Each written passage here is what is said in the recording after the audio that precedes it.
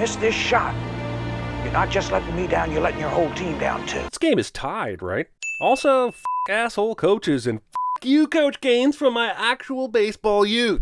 I hope you're doing well, sir, but feeling guilty about how hard you were on us. And we were 11 years old, you dick. You said I ran like an old lady and swung the bat like a bird, you asshole. You once drove me home from a baseball game in your rusted-out Corvette blasting master of puppets while telling me I would never be as good a ball player as my older brother. I'm just marking this now so that later on in the movie you'll understand my jokes about crying wolf and people falling down without being touched, which in hockey is called diving. We won't play the score here, but this opening credits music sounds like every softcore porno on Cinemax during the 90s. I'm halfway expecting Kim Dawson to show up in this, and I know this movie is about Pee Wee hockey. Why is the goalie raising his arms like the team's won the game and Gordon's crumpled on the ice like this is the most devastating thing ever when the score is tied? I reiterate, the score is tied. Like, it would be stupid to blame this kid for losing the game no matter what, and taking sports this seriously is dumb, but the only way these actions make sense is if they were down by 1 and he's missed a chance to even up the score. Man, after missing that penalty shot, Gordon's life is in tatters. He grew up and became a lawyer. What a devastating life path. Please restrict yourself to relevant cross-examination.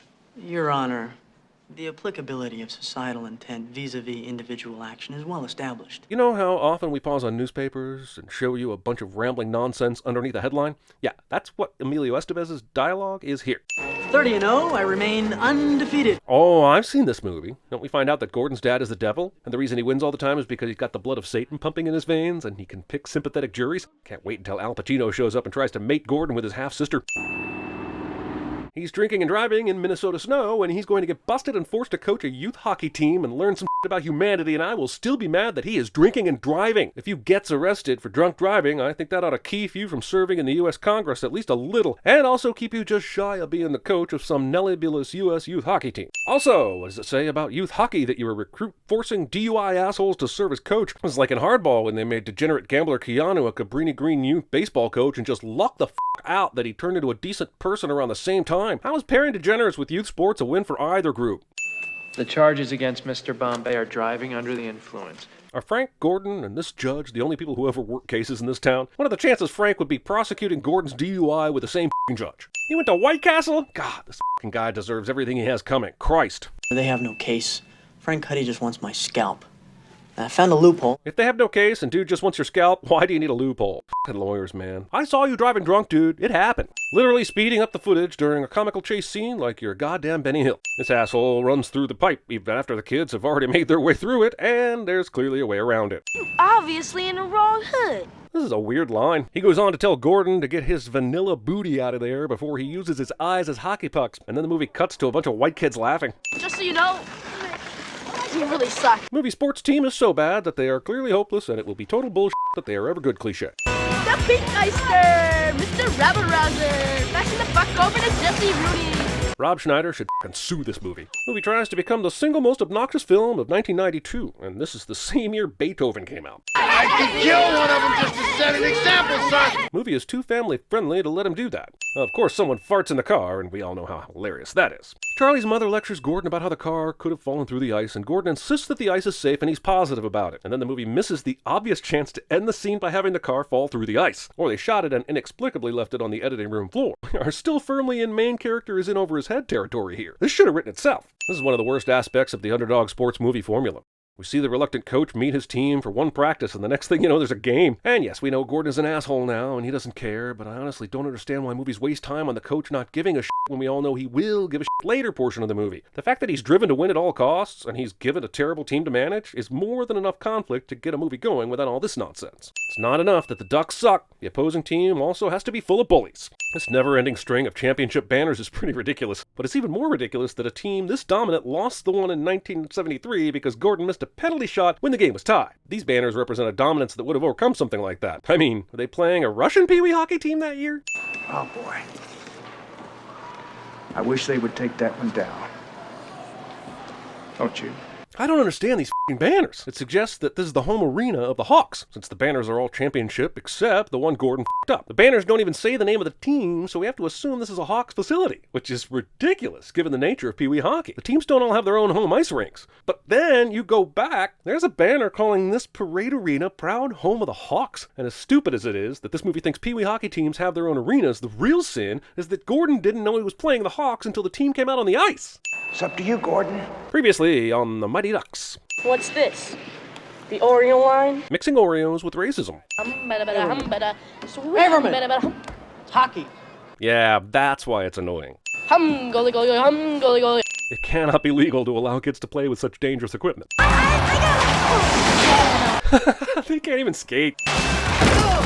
Boarding! Can this movie at least wink at the real rules of hockey? How many times do I have to tell you? This is your first game, and yesterday's practice was canceled because you drove a limo on the ice. So you haven't told these kids anything enough times to be going with the how many times do I have to tell you thing. Jesus.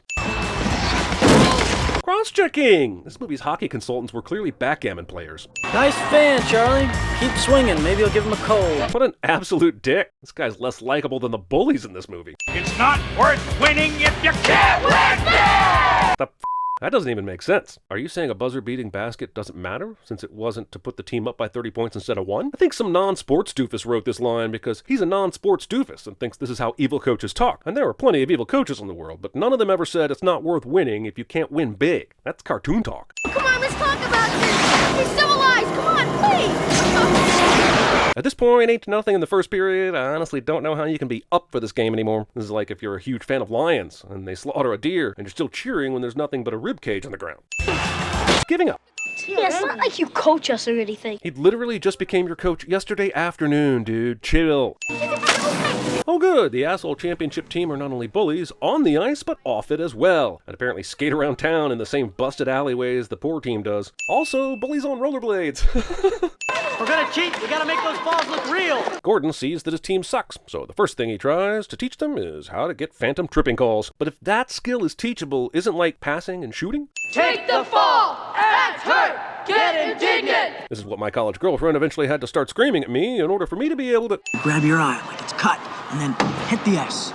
Got it? It's a wonder this kind of behavior is actually keeping him out of jail, but it is. Here's the part where we pause on a newspaper and show you a bunch of rambling nonsense underneath the headline. Why would a little kid missing a penalty shot in overtime of a Pee-wee hockey game in the 70s have been in the newspaper? With a photograph.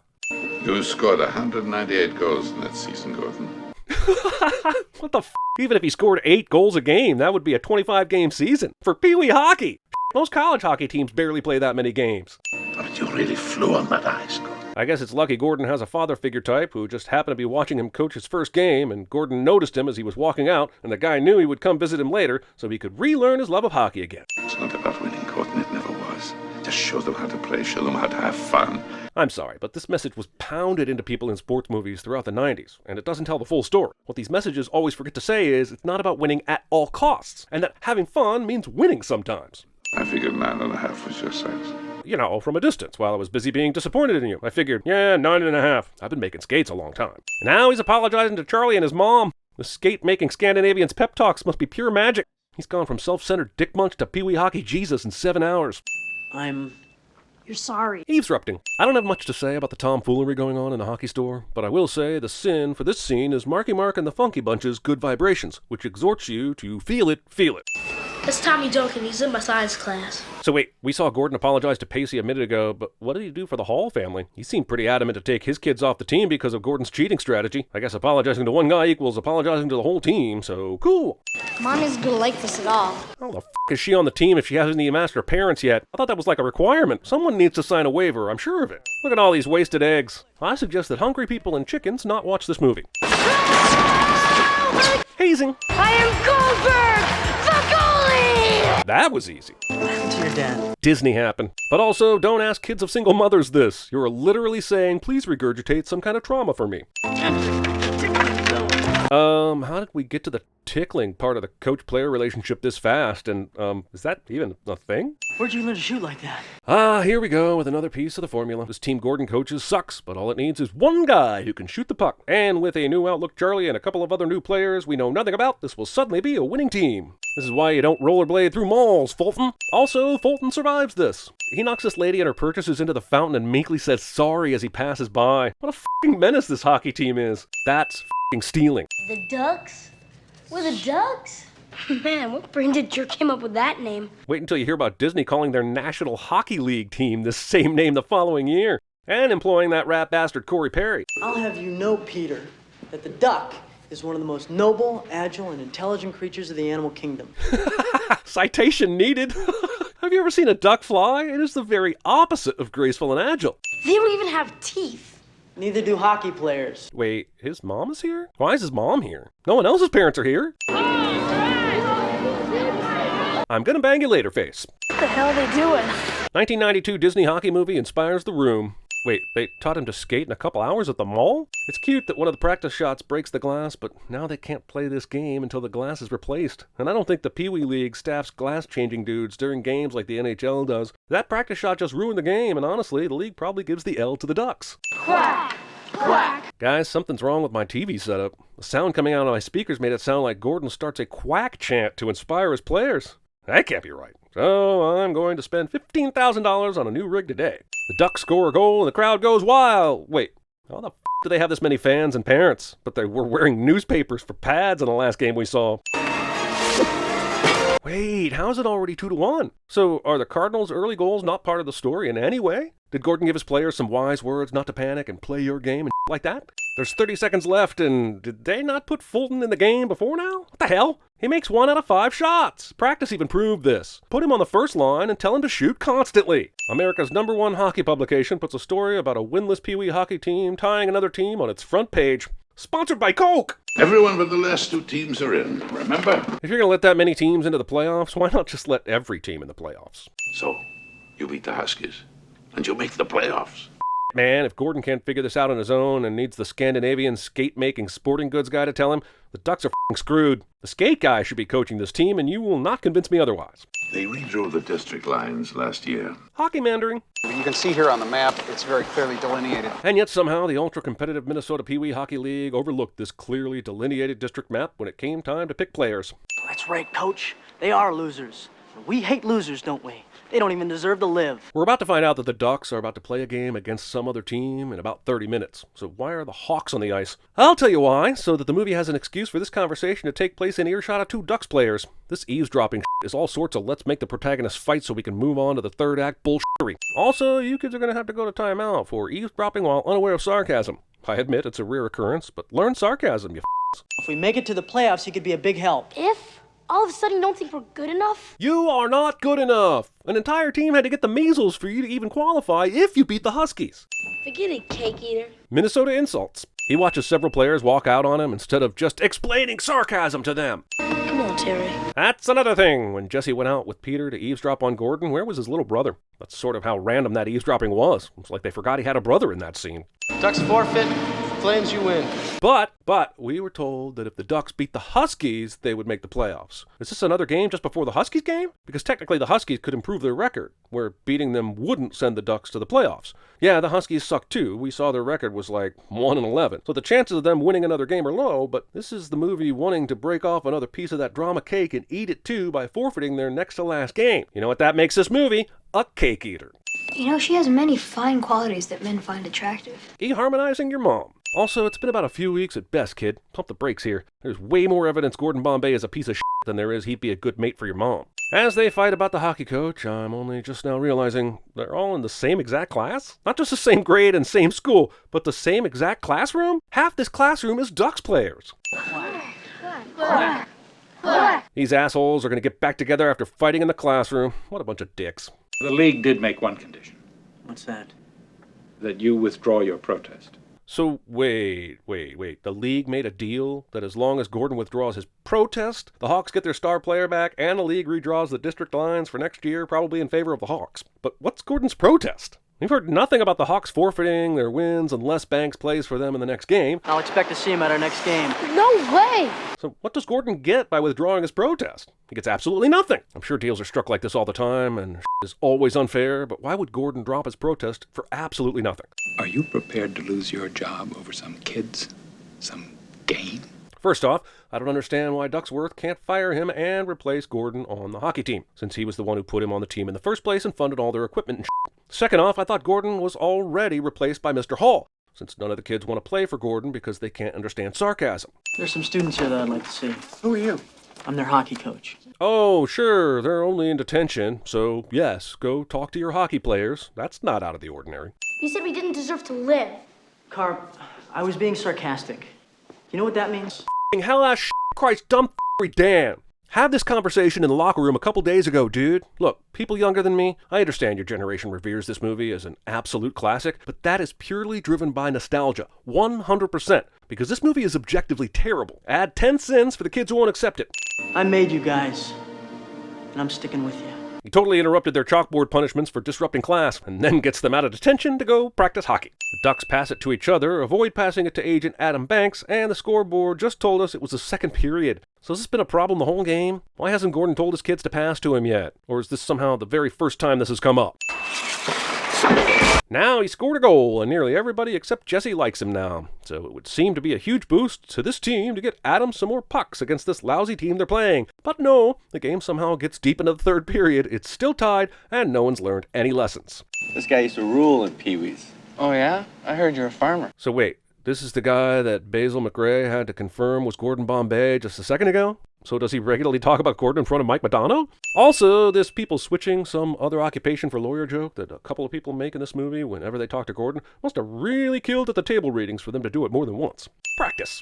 Holy shit, this movie is sold that the Minnesota team is in Dallas now and the Hartford team is in Raleigh. Nothing dates your movie like Professional Sports Relocations and Marky Mark. Oh, awesome. They get a close-up of that Mike Madonna goal. That looks completely and totally real. Anyway, as we all know, because we were all watching, this game was played on February 29th, 1992, and the Whalers won the game 5-4 in overtime. And while Madonna did score, his goal made the game 3-3, which the movie already told us it was. So, eat a dick, movie. Unnecessary romantic subplot with a player's mom is unnecessary. Okay, have we solved everyone's problems yet? Did Mr. Hall get more overtime at his job? Jesus, can we play a game already? The surprising Ducks are still in this game against the Hornets. The Hornets? The Hornets! We were told that if the Ducks got in the playoffs, they'd have to face the Hawks, which made a lot of sense, since they would have been the lowest seed. They couldn't have passed any other teams in the standings since the Cubs had won 4 games at that point, and I'm pretty sure there were only a couple of games left in the regular season. Marguerite Moreau was playing Connie in this movie. Did she luck out and play a Connie Moreau so she could have a personalized shirt? The stands are filled with Ducks fans for this championship game, and that's hilarious. Bunch of bandwagon assholes. Okay, we see the players skating with the puck, and then one half of the crowd stands up and cheers wildly for no reason. Sit down, you dicks. We don't cheer skating and hockey. I want you to drop Banks like a bad habit. I want him out of the game. Well, someone's seen the Karate Kid. Kick some honk butt. Alright, cake eater. I mean, we've seen him mocked a little bit by his former teammates, and Banks has done pretty well for the Ducks, but since when did he really become one of them? I don't think this moment is earned one bit. Not even immediately after the Zamboni drives over the ice would you ever be able to see yourself in the reflection of the hockey ice. Neat shot, total lie. Man, this puck cam. But also, seriously, why haven't they used Fulton more than this? Every time he shoots, the kids on the other team get out of the way. What an advantage! Use it, for Christ's sake! Gordon finally makes use of Tammy, the figure skater, who we were led to believe was someone who could help them win 14 years ago when this movie started. Oreo line! It's pretty f***ed up how they all embrace that nickname. Show me the flying V. Hey, hockey consultant guy, we want to name some kind of player formation after something duck-like, since the team is named the Ducks. What do you got? Well, there are positions in offensive hockey known as the right wing and left wing. You could do something clever with it. We're going with the flying V, but you would never purposely pull both defensemen out of the flying V. But also, and even more importantly, they have never even mentioned or practiced this at all. He just says the name of a play, and they know exactly what he means, like magic. Only there's no angels in this outfield, arena. Wah, wah. Did anybody not see this coming? The penalty shot of vicarious redemption? But also, even late-game penalty shots require players to wear helmets. Ha-ha! Eat a dick, Hawks! That's not a sin, but f*** you! Just once I'd like to see an NHL team have a couple who's not afraid to make out after they win the Stanley Cup. I must be crazy. Try out with the minors. Pretty much, yeah.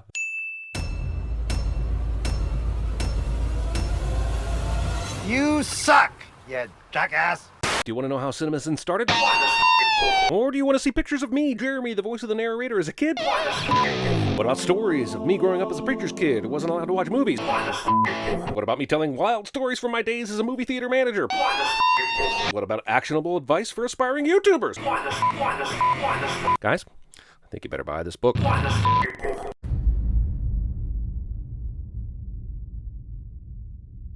Next time, do your job, Frankie boy. You're a lousy softball player, Jack. Bernard! I hate Bernard! Think you can win on talent alone? Gentlemen, you don't have enough talent to win on talent alone. Again. One of our submarines, an Alpha, was last reported in the area of the Grand Banks. Everything's the same. Well, the game hasn't changed. But the players are the same. You know, I have this recurring dream. I'm sitting at this big banquet table and This place is humongous. I think you'll find its exact same measurements as our gym back in Hickory. Believe in you, Charlie. Win or lose. Hasta lasagna, don't get any on you.